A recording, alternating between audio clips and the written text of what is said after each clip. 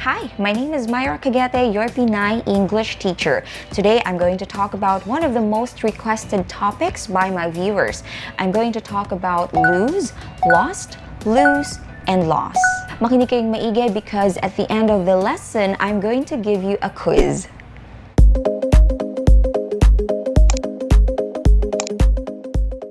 Okay, mag-umpisa tayo sa word na lose. Ang lose ay binibigkas or pinopronounce as lose with a z sound at the end. Okay, so we say lose. Lose is a verb that means to not be able to find something or someone. When you lose something, it means hindi mo ito mahanap. In Filipino, ang ibig sabihin nito ay mawala. My husband always loses his keys. Or you might lose your umbrella again. So, lose means mawala. Lose can also mean to stop having someone or something that you had before. For example, he doesn't want to lose his job, so he will do anything to keep it. Or, I don't want to lose you. Another common definition of lose is to fail to win. To fail to win a game or a competition. Matalo in Filipino. For example, nobody wants to lose this election or nobody wants to lose this competition. Yan yung mga common definitions ng verb na lose, mawala o matalo. Now, punta naman tayo sa word na lost. Ang lost ay ang past form at ang past participle form ng lose. So, papalitan nyo lang ng T yung E.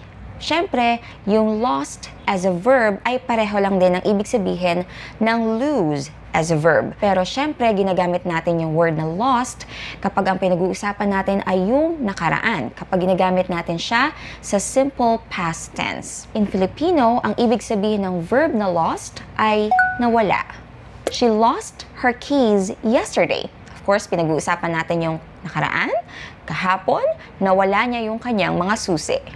It could also mean to stop having something or someone that you had before. For example, unfortunately, he lost his job because of the crisis. They lost the election. Ibig sabihin, natalo sila sa eleksyon. So, ganun lang. As a verb, yung lost ay yung past at yung past participle forms ng lose.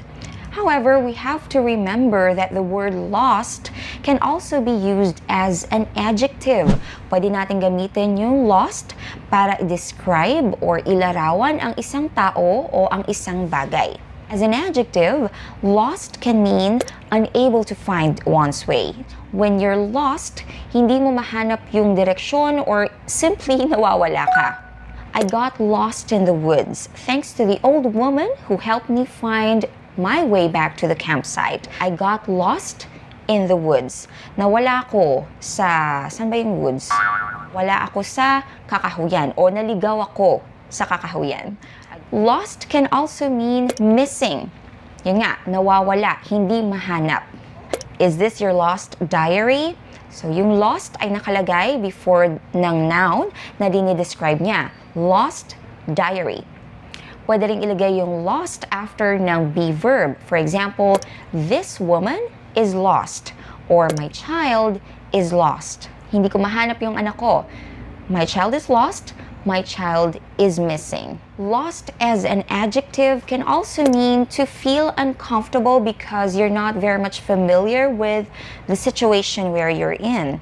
For example, I get lost in your eyes. I get lost in your eyes.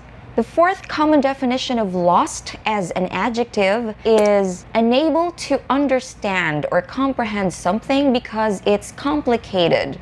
The doctor was speaking very quickly, so I got lost. I asked him to explain everything again. Or for example, nag-uusap kayo ng isa sa iyong mga kaibigan, mabilis siya magsalita, hindi mo masyadong nagigets yung sinasabi niya, hindi mo masyadong maintindihan. So you say, wait, I'm lost. What is that again? Now let's talk about lose. Ang lose na may dalawang O ay binibigkas as loose. Hindi Z sound, yung dulo, kundi S sound. So yung isa lang yung O at Binibigkas siya as lose with a Z sound. At ito namang loose na dalawang O ay binibigkas as loose with a S sound. Ang loose ay isang adjective. The most common definition of loose is not firmly attached or fixed. So in Filipino, maluwang. Hindi siya masyadong nakakabit or kumakawala siya sa kanyang pagkakakabit.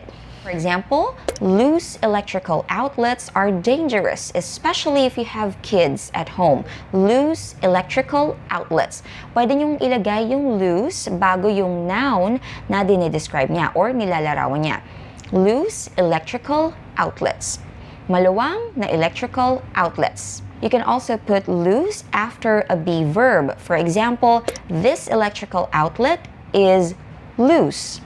Ang electrical outlet na ito ay maluwang at delikado yan. The second common definition of loose is not tight-fitting or baggy.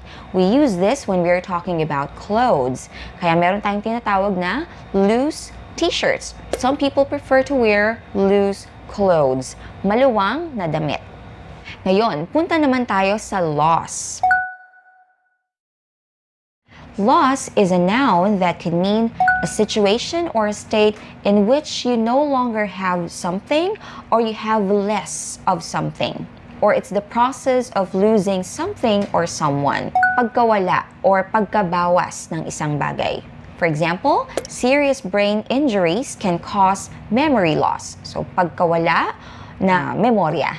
They suffered hearing loss from testing aircraft engines. Hearing loss, pagkawala ng pandinig. Another example, the closure of the store can lead to job losses. So, pagkawala ng mga trabaho.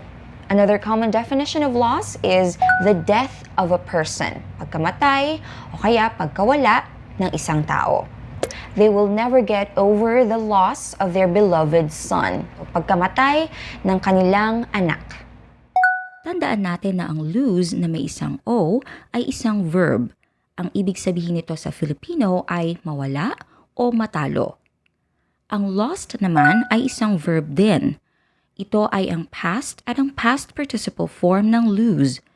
As a verb, ang ibig sabihin nito sa Filipino ay nawala o natalo. Pwede rin itong gamitin as an adjective. In Filipino, ang ibig sabihin nito ay nawawala. Ang lose naman na dalawang O ay isang adjective. Ang ibig sabihin nito sa Filipino ay maluwang. Ang loss naman ay isang noun. In Filipino, ang ibig sabihin nito ay pagkawala. Now, are you ready for the quiz? Let's start.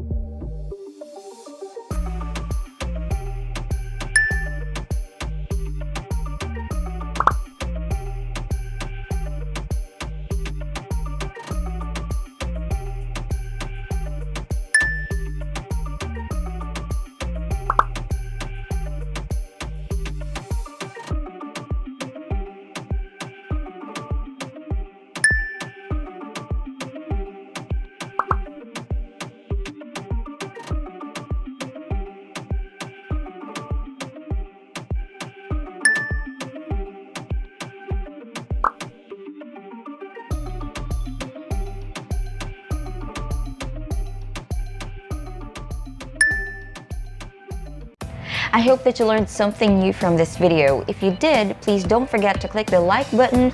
You can also share this video with your friends. Do not forget to subscribe to my channel if you haven't subscribed yet.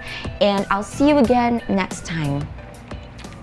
I get lost in your eyes, and I see my spirits rise.